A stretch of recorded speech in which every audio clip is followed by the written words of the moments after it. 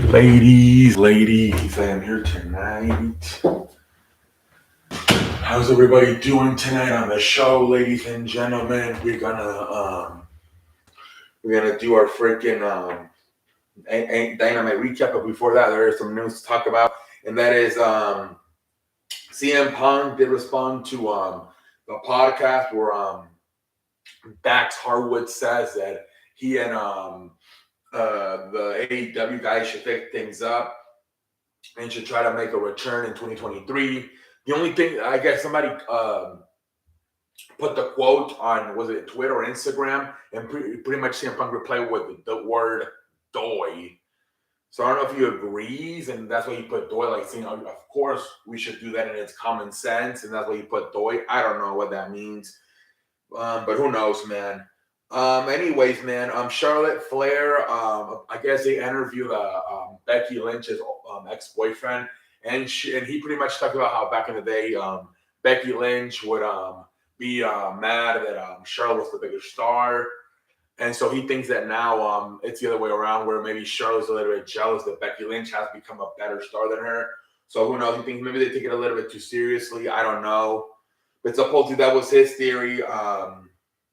That back in the day was the other way around, that maybe Becky was jealous of Charlotte. Maybe now Charlotte's jealous of Becky. Who knows, man? But Charlotte Flair, we'll see. She's been out since May. We'll see if she makes a comeback at the Royal Rumble in January. WWE signed a Mexican wrestler called Dragon Lee. I think yesterday in Mexico, he after his match, he said his farewell to Mexico and saying he has headed to WWE. Then, a bunch of people have confirmed this. Sean Ross Sapp, even Triple H sent out a tweet welcoming Dragon Lee to WWE. WWE does not, outside of Rey Mysterio and Eddie Guerrero, they have struggled with the Mexican wrestlers. Obviously, Alberto Del Rio, that was part of him. He had a lot of behavior problems. You saw freaking Sin Cara, he was injury prone. Kalisto, he never got over. So yeah, man. Outside of those two, Rey Mysterio and Eddie Guerrero, they have struggled in the past getting these Mexican stars over. So we'll see. It looks like they're going to start them off at an NXT, and then obviously eventually bring them up to the main roster.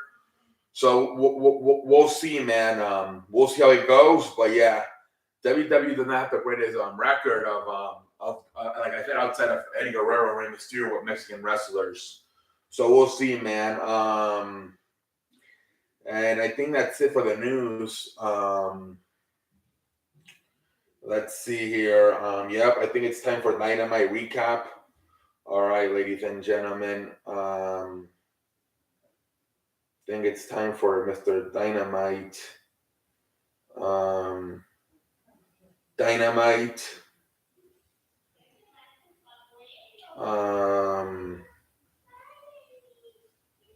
Let's see here. Dynamite. Why the fuck is it this slow?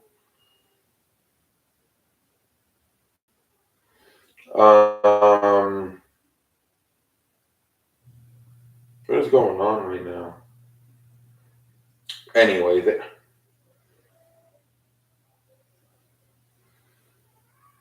there we go. All right, ladies and gentlemen, Dynamite from freaking Colorado, which high altitude, right? So some of these matches they had were very, like the game, I think was Excalibur. Tony Schiavone said these guys, man, they must be extra tired in that high altitude with some of these matches we had, man. But let's go over the show, man. Very good show, man. Starts it up right away with a match. Bryan Danielson versus Ethan Page. You got freaking MJF with a woman. I don't know if that's his real life fiance. In a suite, watching the match. He caused Bryan Danielson damage. Brian, Jesus Christ, or brain damage Brian. It was hilarious. Obviously, then at the end, Bryan Danielson wins the match. He just stares up at MJF in the suite, and that's about it. That's all he got out of it. Whatever. The reports are they're not going to do this match until March at Revolution, so they have a bunch of time to build up a feud. They're going to take their time with it. And then we have an interview backstage with Renee Paquette and Wardlow, where that's going to be the main event. Wardlow versus Samoa Joe for the TNT champion.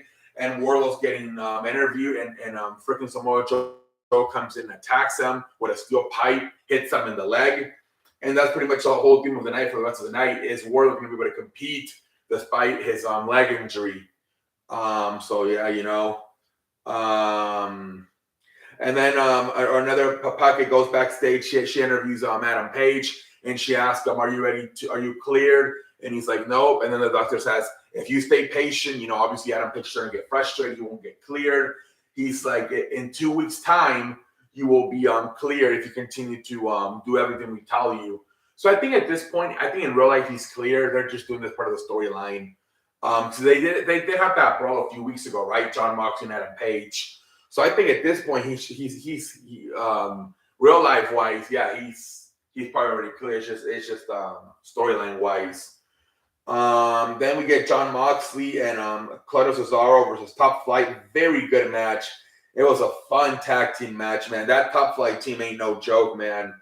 At the end there, the freaking Antonio Claudio Costonelli, and John Moxley when freaking John Moxley does the fucking what's it called, the pyramid, which is like a double arm DDT on the floor. Freaking Claudio hits uppercut to Darius, and that's the win. But this was an exciting match. There was a lot of false finishes where you thought maybe freaking Top Flight was going to win this match. This was a pretty damn good match, man. Then we get freaking Hook versus Blonde Lux. Hook wins, and then after the match, freaking Lee Moriarty and Big Bill come out, and they try to beat the shit out of Hook. But then freaking Jungle Boy comes out trying to get payback from last week, getting attacked and getting thrown into the dumpster garbage can. Fucking inside the ring, you know, you got freaking what's his name? Morley. He thought about a choke slam Hook, but then freaking Jungle Boy makes a save, hits him with what I believe it was a chair, or was it a bat? I forgot what it was, but they pretty much take out Morrissey. But pretty interesting because Hook has been dominating, right? But now this guy is like, like 7 feet tall. Like, it's really going to be his first time. Maybe he's going to have to, like, you know, he had the true challenge, right? This Hook. So we'll see, man. They did change the guy's name, right? They don't call him Morrissey anymore. I don't even know what the fuck they call it. Did they change it to Big Bill? I think they did. They changed his name to Big Bill. I don't know why. But yeah, I think it used to be Morrissey. I think now it's Big Bill. Anyways,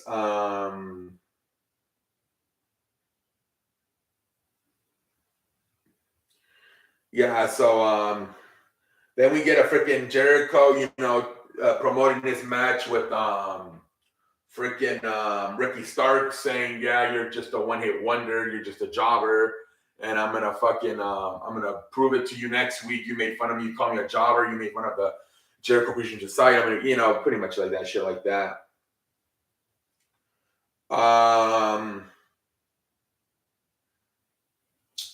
Then we get another interview, you know, Swerve pretty much talking why he turned his back on Keith Lee, and, you know, because he didn't see the same vision I saw. So now I have people with me that have the same vision as me. Then Wheeler Yuta comes in and he challenges them to a match. I think it's going to be Wheeler Yuta versus Swerve Strickland at Rampage. Okay. And then we have probably the match of the night, man, was probably that triangle versus the Elites. The six match, man, Falls Count Anywhere. This match starts backstage, man. Hell of a match. They work themselves all the way, you know, to the stage, out to the arena. Hell of a match, man. Falls finish after falls finish, man. At the end, you have I think I forget which one of the Young Bucks it was, but I think they might have messed up the finish. I think they were supposed to tap. You know, you had who was it? You had Pac in the ring with Matt Jackson with the submission hold, and then outside the ring you had Kenny Omega hitting the one winged angel on a freaking table out where the crowd was, and I think Matt Jackson was supposed to tap out at the same time, maybe like right as the referee counted 3, and he kind of forgot to. He kind of tapped out when the match was already over. I think he messed up because they had him like picture for picture. You had the Pac with the submission hold Matt Jackson inside the ring, and then on the other box, you know, when they split the boxes, you had Kenny Omega heading the one-winged angel off the stage onto the table to Ray Phoenix. But I think he was supposed, maybe as soon as the referee counted 1, 2, right as he was about to say 3, he was supposed to tap out to make it like who won. It's a draw. I don't know if maybe Matt Jackson tapped out too late. But anyways, hell of a match. The Elite win. It is now tied 3-3. Best out of 7 coming up. Game 7 is a ladder match, so can't wait for that. But this was a great match, man. This freaking Fall Count Anywhere match was fantastic. This one and the freaking the tag team match with Claudio Castagnoli, Jon Moxley versus Top Flight. Great matches right there. Fantastic, man. Jesus Christ. Then we have Ruby Soho and Will Nigel versus Ty Mello and Anna Jay. Ty Mello and Anna Jay win. Yeah, you know, whatever. Then we freaking get the interview backstage real quick with Billy Guns, or not Billy Gunn, the Guns, you know, the Ass Boys, pretty much leaving the arena. They asked them, why are you leaving the arena? Because we're the best tag team, we're going to go celebrate. I don't know why the fuck. I mean, I guess they're celebrating their win over FTR last week. Who knows? And then we freaking get we get the freaking main event, man. Samoa Joe versus Wardlow. People are wondering, is Wardlow going to come out? He's got that injury. He ends up coming out. He takes his music is played. He takes a while to come out.